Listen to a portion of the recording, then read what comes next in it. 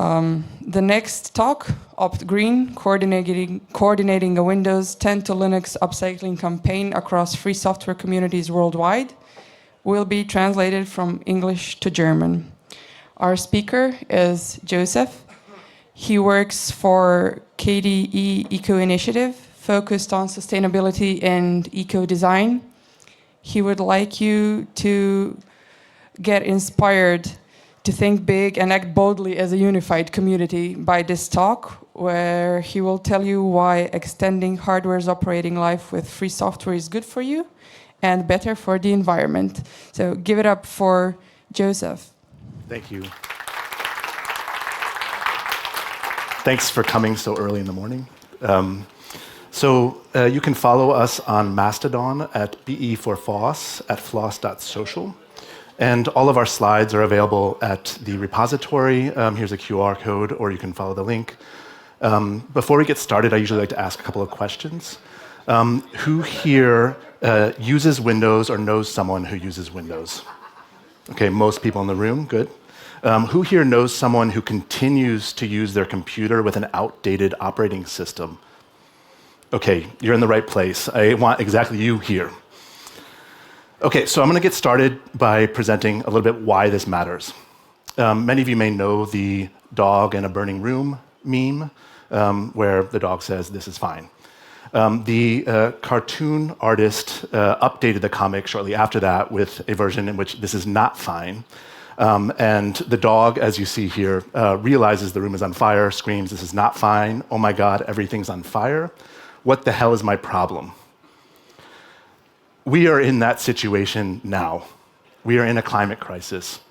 Here are some headlines just from the past year. This is from April, when the Antarctic reached almost 40 degrees Celsius. It's the coldest place on the Earth. Ocean temperatures are shattering records. There are several reasons for this. One is that regulations have now removed other cooling emissions, and we might be seeing the actual effects of CO2 and CO2 equivalents on the atmosphere. It's every year getting higher and higher. It was the hottest summer on record this year. This will be probably the coolest summer that people born today experience, or born this year experience. It's probably going to be the coolest winter they experience. And we've let it go on for a very long time. Okay, so this is continuing of that comic. Oh my God, Jesus fuck, what the fuck was I even thinking? There was no reason to let it last this long and get this bad. We've known about this problem for a very long time. The first research on carbon emissions and the effect that it has on the environment was from the mid-1800s in 1856 by Eunice Newton Foote. This is an article from 1912, so over 100 years ago, from Popular Mechanics, in which they state adding CO2 tends to make the air a more effective blanket for the Earth and to raise its temperature. This effect may be considerable in a few centuries. We are now a little over a century later, and it is considerable. Here is a graphic from the Show Your Stripes campaign, in which they show the temperature relative to the average from 1960 to 2010. And how it changes over time. And as you can see, it's going up, and it continues to go up. Okay, we're at a hacker conference. What does this have to do with hardware, software? Well, the ICT sector is a major contributor to CO2 emissions. This is from a report from the Association for Computing Machinery from 2022. And they did a meta-analysis of various studies trying to estimate the CO2 emissions from the ICT sector. And the lowest averages around 2% of CO2 emissions, of entire CO2 emissions, to 4% in the worst estimates. This is roughly comparable to the aviation industry. Many people know the aviation industry contributes a lot of CO2 emissions. Many people don't think about the contributions of ICT. These estimates include everything from machine learning to Bitcoin and cryptocurrencies, and as well as things like the number of devices being used and produced every year. If nothing changes, it's estimated that by 2050, about 1/3 of CO2 emissions will be coming from the ICT sector. So what I want to talk about today is the environmental harm of this produce, use, dispose approach to computing. And I'm going to focus mostly on where software meets hardware. And I'm going to talk about it in two different ways. That's the energy demands that software has on hardware, or that the software drives from the hardware, as well as the energy and CO2 emissions in production. And I'm going to look at each of these separately. So I'm going to start with usage. This is looking mostly at inefficiencies in computing. And this isn't necessarily about improvements in the software or new functionality being added, but rather inefficiency in the software design itself. And an example of this comes from a Umweltbundesamt, or German Environment Agency study, in which they compared various software products doing the exact same thing. So these are usage scenario scripts that are emulating user behavior for different software, and then looking at how much energy is consumed across those different computer programs. And what you see here are just two of the software products that they compared. A word processor. They don't identify them other than saying one is an open source software product and the other is a proprietary. You can probably guess which programs these are. And you can see here that the proprietary software product consumes 4 times the energy to do the exact same thing compared to the open source one. I'm going to come back to this a little bit later and look at some of what's happening over time to drive this energy consumption. Now, for a single user, this may not be a big deal. I mean, this isn't that much if you just look at one person, but you have to scale this up. Every university, every office, every home has a word processor in it. Those are being used for the entire working day, your study life, etc. And this is an example taken from a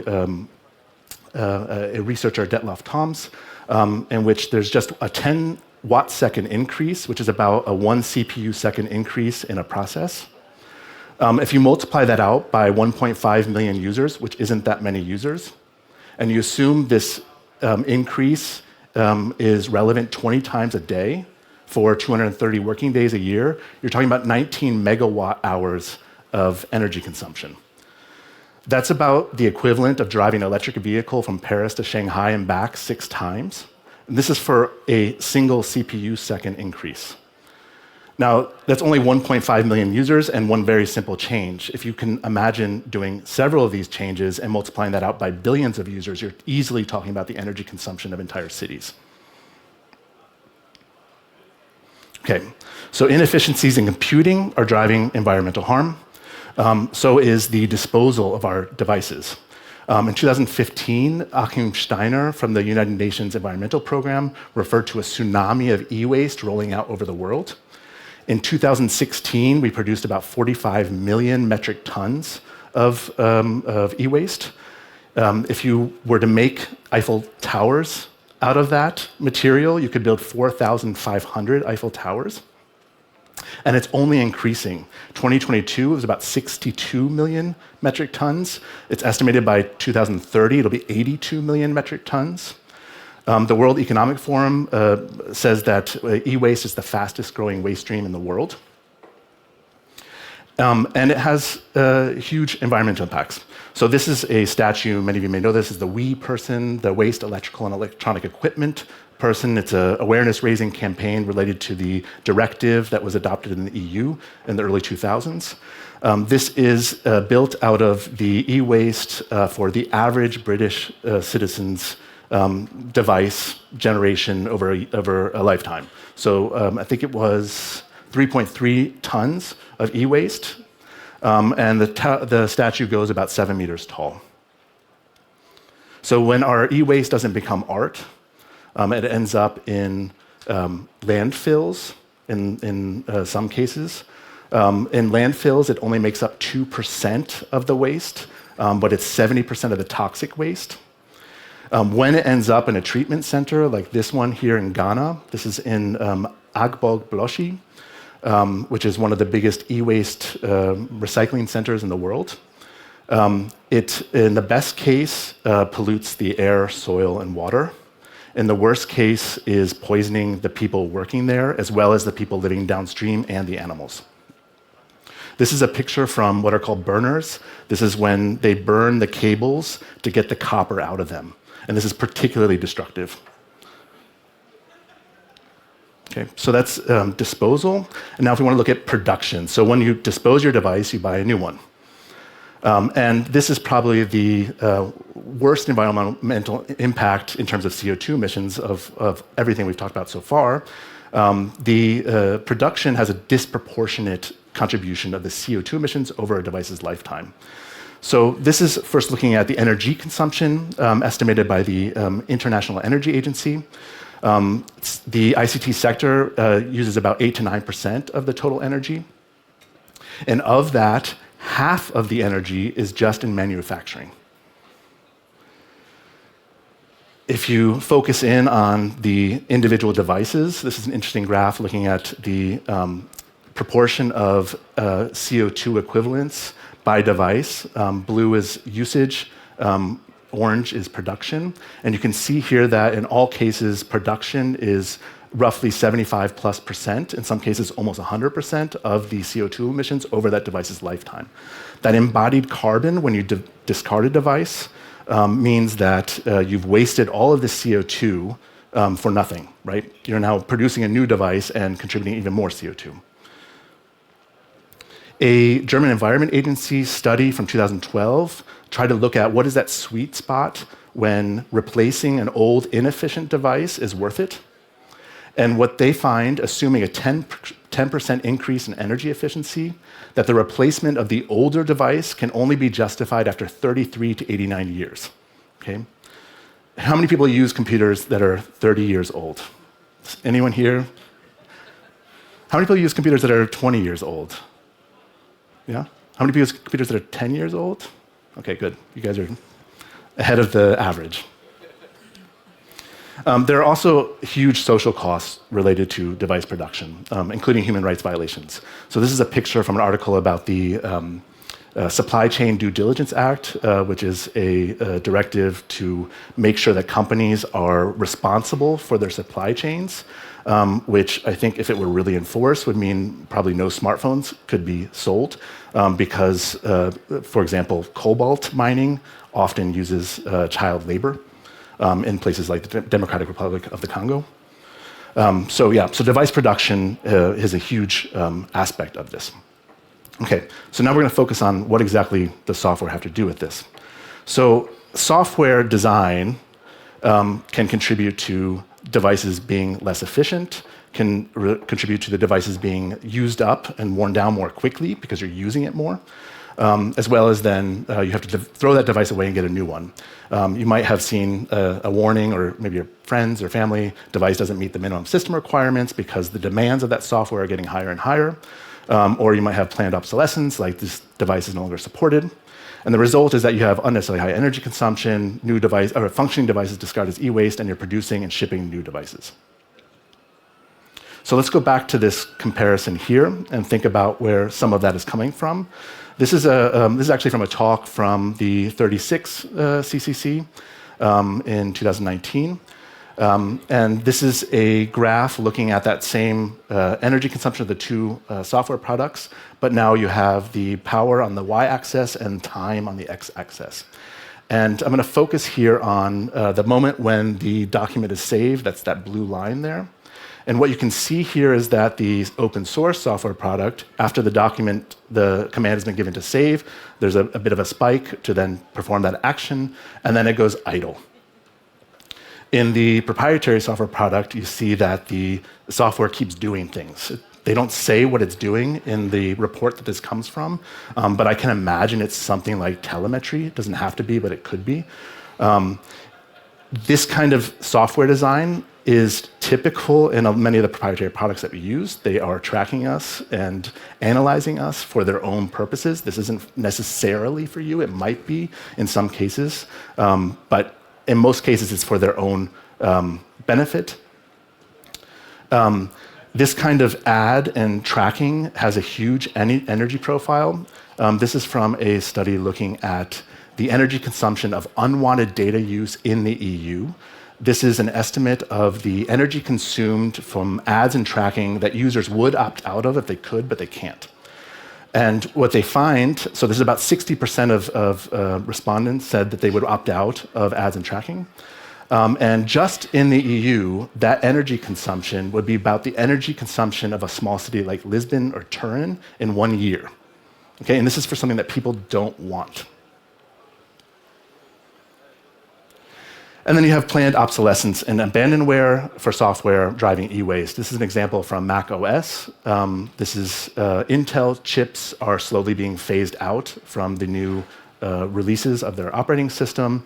The newest operating system is already phasing out devices, Intel chip devices from 2019, 2020. That means they'll get another year or two of security updates, and then those will become e-waste. These are computers that are 6 years old. They're still functioning. It's good hardware. And this is a software issue. Consumers seem to be aware of this problem, but not a solution.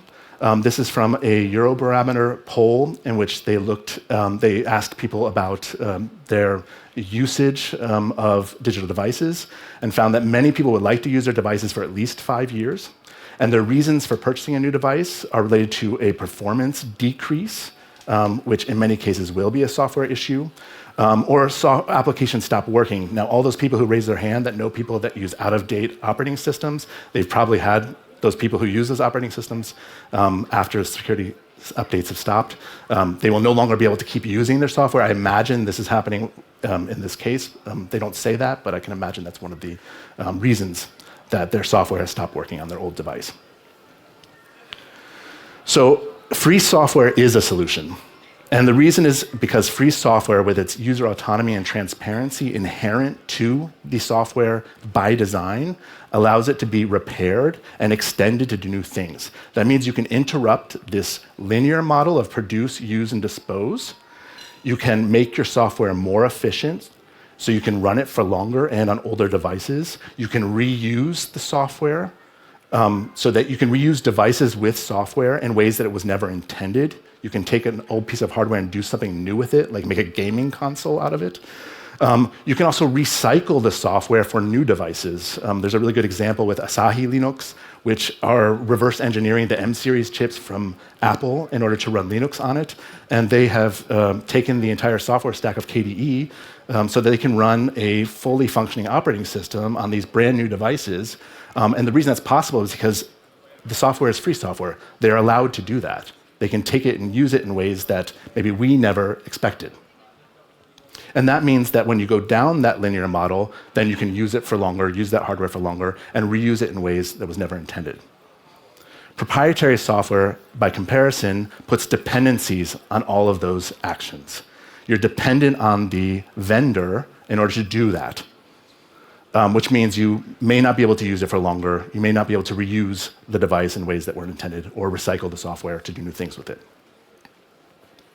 So I'm getting now to the campaign that I would like to organize. And I would love it if everybody here gets involved. So who here is involved with a free software community? Who here is involved with a free software organization or development group? Okay. Who here is just a free software enthusiast? And who here would like to help people who may care about the environment understand that how they use their devices has an impact? I hope everyone? Okay, almost? Okay. So 14th of October 2025 is the end of support for Windows 10. This is going to mean for many users they're going to have a moment of friction in the usage of their device. They have a few options. In some cases, they can update to Windows 11. If they can't do that, they can hack their device to try to make it so they can update to Windows 11 anyway. There are ways to do that, but that creates other points of friction later on. They can pay, so normal users can pay a fee to have 1 year of extended support, and then they will be in the same situation again. Businesses and schools get up to 3 years. Or they can abandon Windows. And that's what I'm going to try to promote here. One thing that's really important is that Windows 11 is not going to support about 250 million devices. That means those devices are going to probably either continue to be used at a disadvantage to the user without getting security updates, or it's going to mean they end up as e-waste and new devices are produced, shipped unnecessarily, and then supporting Windows 11. And we can do something about that. Also, something about Windows 11 is that they're now integrating all these new anti-features, as many proprietary software products do, in which will increase the energy profile of that software. So now there's ads being integrated into the start menu, which are going to then increase the energy consumption of all those devices worldwide. So it's not just about the devices that are going to be e-waste, but it's also about the new devices that are now consuming more energy and requiring more powerful hardware for probably things that users don't want. 14th of October is also International E-Waste Day. It's almost a joke, but it's true. This is from the same We group. They, every year on 14th of October, organize various actions related to e-waste. And I think this is a good omen for us for a potential campaign. But it gets even better than that. 14th of October is also KDE's 29th birthday next year. In 1996, the first call for developers to work on KDE was sent out. And yeah, so we have, the stars are aligning, I think, for a really nice campaign to try to raise awareness about the issue of e-waste driven by software and maybe convince some people to try out Linux. So I'm up here coming from the KDE Eco Initiative. We're trying to focus on a lot of these things, but this campaign, I would really love to be something that comes from the ground up. I don't want this to be something that KDE Eco does and you join on, but rather that we organize together. So there's a planning BOF. This is the second in-person BOF for this campaign. The first one was in November at SFSCon in Bolzano to coordinate a campaign across free software communities worldwide. So I would love to invite all of you to come from 1 o'clock to 3 o'clock on day 4, on Monday, to the Bits and Boima workshop area, which is just downstairs to the back there, and come organize with us. And right now I'm working with this working slogan, Hackers, Let's Help.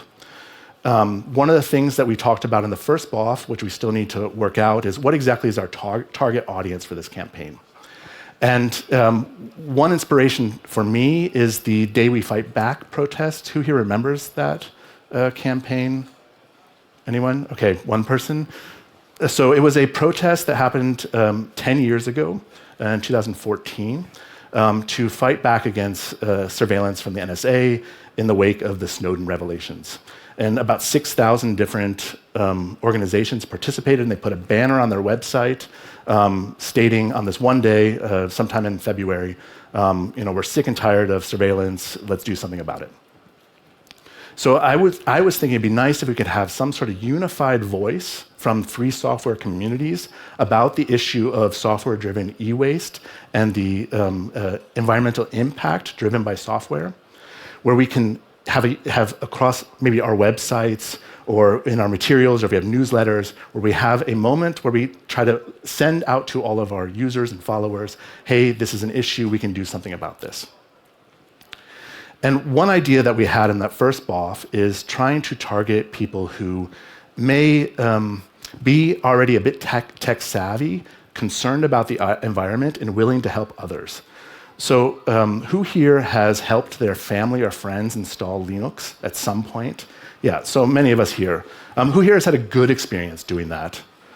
Yeah, so how many people, so in my experience, I helped my parents switch from Windows 7 to Linux about 6 years ago, and they have been happily using Linux since then, with very few problems. Occasionally there are problems, that's why it's good that there's someone who can help. So this initial idea is let's target this late teen, 20s group of people who might be tech savvy, concerned about the environment. Maybe they're involved in Fridays for Future or Extinction Rebellion or Last Generation. And let's get them motivated to help get the people in their lives who use Windows 10 to switch over to Linux before the end of life on 14th of October, 2025. So this is the first idea, but as I said, this should be something that comes from all of us, so come to the BOF, help us make this idea even better. and we can do something about this. You can also get involved by joining our team. We have at the repository starting to collect tasks to do related to this. Give your input. You don't have to just come to the BOF. You can also get involved online. We have materials which we are designing as part of a project in a new project in the KDE Eco Initiative related to the environmental harm driven by software. I have some pamphlets here if you would like. They're, I think, beautifully designed, presenting the issues that we've talked about already, the CO2 emissions and device production, how does FOSS relate to this, as well as some information about how to install, or distributions to install to then use your devices for longer, including some information about the Blue Angel Eco Label, which now certifies software as environmentally friendly. KDE is very proud that we certified our PDF reader, Ocular, in 2022, and you can get some more information there in this pamphlet. And we would love to design more materials like this, distribute them at events. You can come to our table downstairs and pick one up, or I can give you one afterwards. You can also distribute them in your communities. We have an idea of designing a user-friendly migration tool. This is really just a helping tool to help users who don't know Linux to decide which distribution they would like to use that meets their needs. This is very much at the beginning stages. We're going to do a Season of KDE project to develop this tool, which will run on a Windows machine or online at a website, and then guide people to decide, this is the right distribution for me, sort of hold their hand a little bit, and get them to hopefully a distribution that will work for them. This is something that has come up over and over for new users. I don't know which one to use. So this hopefully will help. As also part of this new KDE project, OpGreen, we're organizing workshops. This is also something we'd like to promote and organize coming up to the 14th of October. Workshops to help new users. Installation workshops, but with a sustainability angle. Bring people in who might care about the environment, get them using their devices for longer. This is from our revamped eco website, eco.kd.org. Check it out. Building local networks of repair cafes. So Berlin is amazing. This is a list of repair cafes in Berlin, but trying to start to network these repair cafes that offer these services or don't offer them, and try to promote them, promote Linux installation as part of a repair cafe activity. So building networks, maybe in your community you have repair cafes, building those networks, making them part of the campaign of moving people to Linux as part of this Windows to Linux campaign. Also, if you're a software developer, you can measure the energy consumption of your software, start making this data available to users. This is a really important first step to understand what exactly the environmental impact of software is. KDE has started measuring its software in a lab in Berlin, which is now integrated with the GitLab repository. We can trigger a measurement process remotely, get a report back, and we've now started putting on our website information about how Ocular, in particular, being eco-certified, is sustainable. We want to encourage other software developers to measure their software, make that data available, and also promote the ways that your software is sustainable. We have a handbook about this topic. You're welcome to read it. It goes over the issues in 3 parts. Including how to certify your software as environmentally friendly. First, why does this matter? 2, what is the Blue Angel? And 3, how do you then meet the criteria of the Blue Angel to certify software? There are other measurement tools out there. This is an example, Wattwiser, which is a new tool. It runs locally on your computer. It supports Windows and Linux. Mac is not supported yet. Another tool for Linux is Powerletrix. There will be a talk at FOSDEM in February about this tool. Also, just tools to measure energy consumption and give you an idea of how much energy your software consumes when it's being used. If we can be successful in this, it's good for the environment, and it's good for penguins in every sense, right?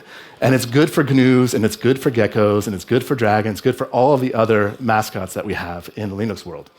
I think this really is, that moment of friction that people have really is an opportunity to maybe get some people to try something new, and I think many people will be very happy once they do. If we can get them with the right software, I think we can really make an impact.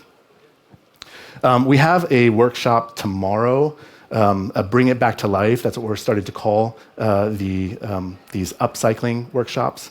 A kids addiction workshop to make Linux gaming devices for yourself or for your kids. Bring a laptop if you want to participate. We don't have many USB sticks. Unfortunately, the shipment didn't arrive before the event. So if you have, I have about 10. I think there's another 5 or so. So we have 15 USB sticks to start installing. If you want to bring your own, that would be great. We'll have some example computers you can look at. I have a computer from 2003, which runs actually really well. You can try it out.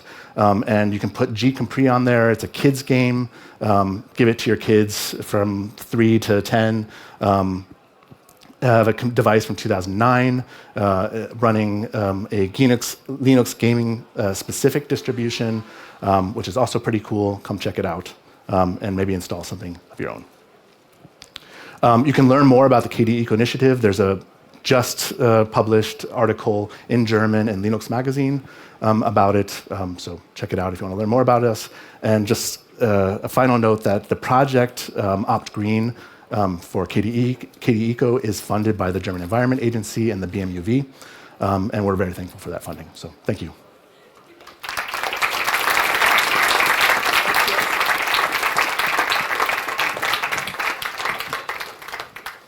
Thank you for this wonderful talk. We will now take questions from you.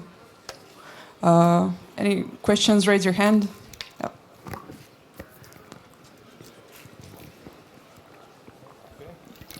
Hi, yeah, thanks for your talk. Very interesting. It was a subject that interested me a lot, even from beforehand. And I'm wondering if this alternative of switching to Linux is very realistic in many cases. I'm thinking of, for example, my mom back in Romania. She's a doctor, a general practitioner, and I was just talking to her about this thing. Yeah, they use software that just isn't written for Linux. So there are solutions for that. You could use Wine or whatever, but yeah, I could help, but many other doctors don't have that help. So the option is to pay someone, but then again, they're severely underpaid already. So yeah, their only solution would be to just fork over the money, upgrade the hardware, and throw the old stuff away. So what comes to mind is what the European Union did with Apple products, making them switch to USB-C. Wouldn't you think that some sort of political pressure on vendors to, I don't know, lower their hardware requirements, maybe pushing out like lightweight versions of their OSs would be a better, a more, I don't know, realistic solution? So maybe a couple of comments to the first part of that question. And so we have done a few workshops now, and really trying to do outreach with end users that they're not necessarily interested in Linux. They're just interested in using their devices for longer. So they're coming into this really with little information about Linux. And I found that there's sort of two groups that are particularly open to switching, and it's people who are retired and people who aren't yet in a career. And I think it's exactly for that reason, because there's a lot of software that people get dependent on, which is needed for their career, or they feel they need it for their career, and it's very hard for them to switch if they think that particular software is necessary, and therefore, if Linux doesn't support it, they can't. So this interesting observation that I found, these are the groups that really were happy to switch over and then use it, as opposed to this sort of between 25 and 65. We're a much harder group because they usually had very particular needs. One of the things that I've done when talking about particular software products is think about the functionality that they need, not necessarily the product. So talking with people about if they need photo editing, they may not need that particular proprietary software product. They just might need something that does photo editing. Of course, that means there's a learning curve. But if you can identify the functionality they need, at least you can then start to provide some alternatives and talk about it in that way instead of a particular software. But yes, Would it be better to do political pressure? I would say both and. I mean, we need a public support for these kinds of measures and these kinds of regulations.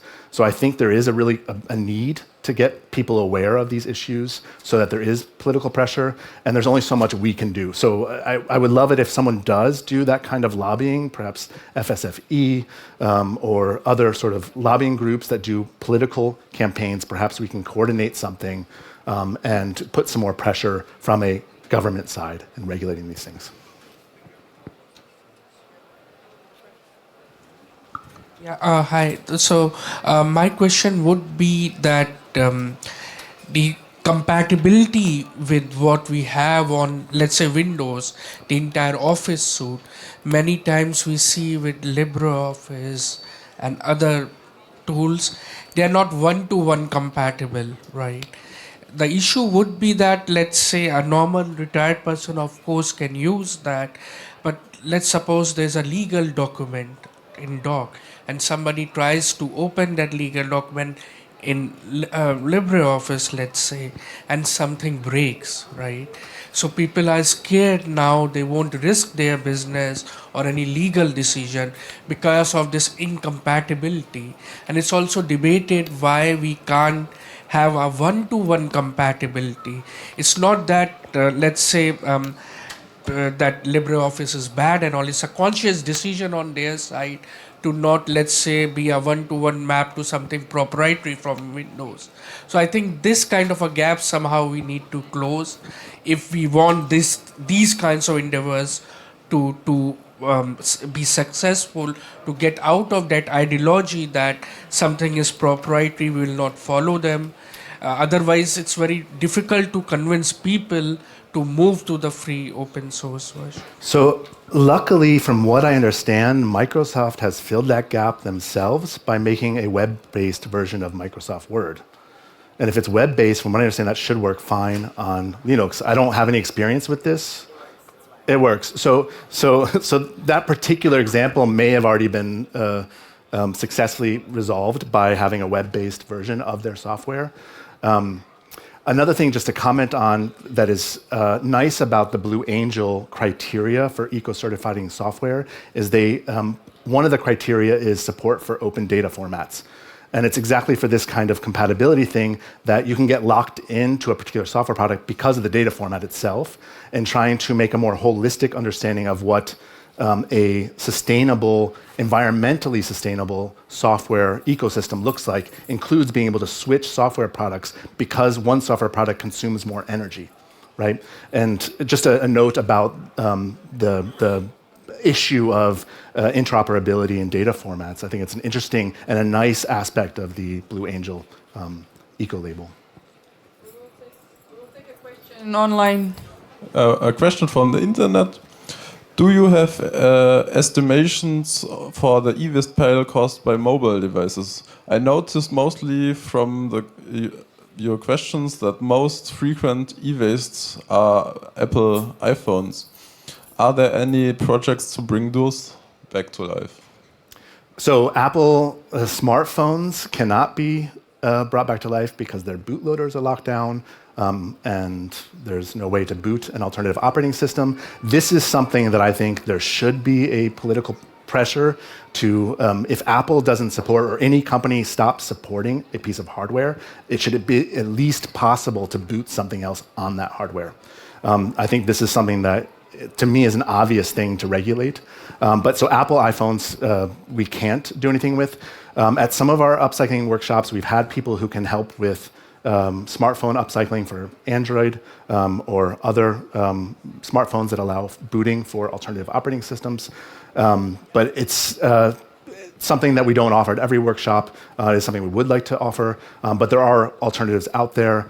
And some are actually very usable for end users, the lineage derivatives, for example. We will take a question from the middle. Hi.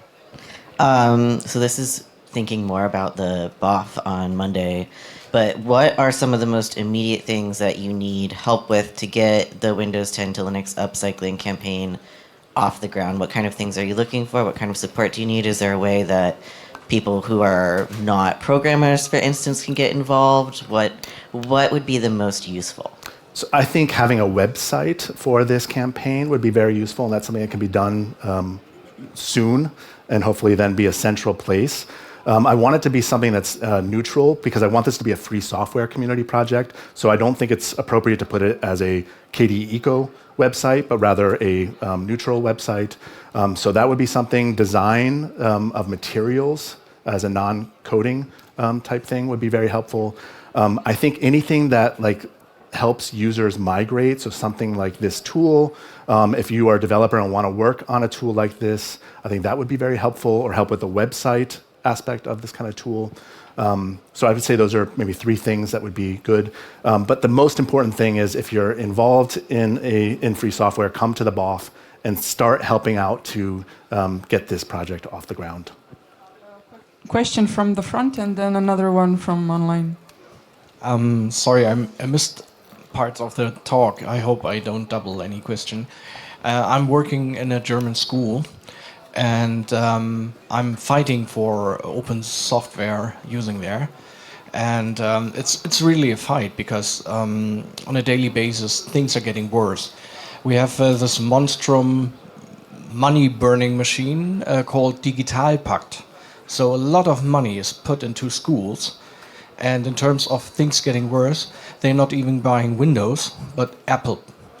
We have whole classes using Apple iPads, and I'm fighting to connect them to the smart boards, and unfortunately, they do work better than everything else. I tried an Android tablet. I'm now ending up with a Linux tablet. The only solution I found was a Raspad toolkit from China. I built it, but it's not a tablet. So my question is, why isn't there no initiative to put free software, free hardware into schools? While there's the money, a lot of people are paying. It just have to work, and it's very frustrating on a daily basis to learn that my technology, my free software, my Debian, even my Android tablet is not working as well as the Apple tablets. And it's shocking to learn that the whole schools are getting all the Apple stuff. Yeah. Even worse than Windows for me. So it's a great question. I think schools are actually a perfect environment for this kind of message. In many cases, they have devices just from the past. They accumulate over time. In many cases, they don't have a big budget.